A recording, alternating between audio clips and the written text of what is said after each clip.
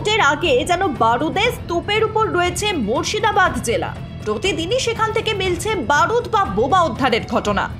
গত 24 ঘন্টায় দু জায়গায় মিলেছে বিস্ফোরণের খবর।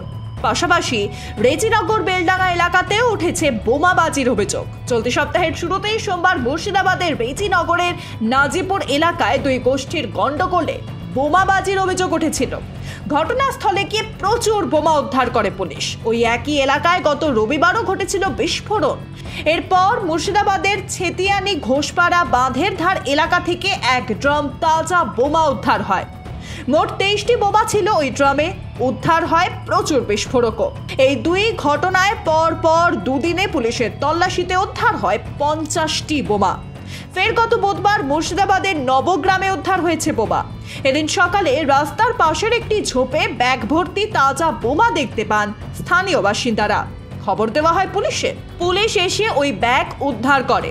ওই ব্যাগে প্রায় 50টিরও মতো বোমা রয়েছে বলে দাবি স্থানীয়দের। রবিবার থেকে বুধবারের মধ্যে বহরমপুরের লোকসভা কেন্দ্রের 5টি জায়গা থেকে তাজা বোমা উদ্ধার করেছে পুলিশ। শুধু তাই নয়, প্রচুর পরিমাণে বিস্ফোরকের উদ্ধারের ঘটনায় আগামী নির্বাচন ঘিরে রাজনৈতিক অশান্তির আশঙ্কা রয়েছে স্থানীয় প্রশাসনের।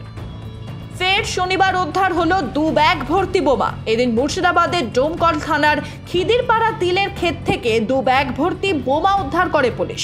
পাশাপাশি রায়পুর শ্মশান থানা সংলগ্ন এলাকা থেকেও 1 বালতি বোমা উদ্ধার করল ডোমকল থানার পুলিশ। এদিন গোপন সূত্রে খবর পেয়ে ওই এলাকায় তল্লাশি চালায় ডোমকল থানার পুলিশ।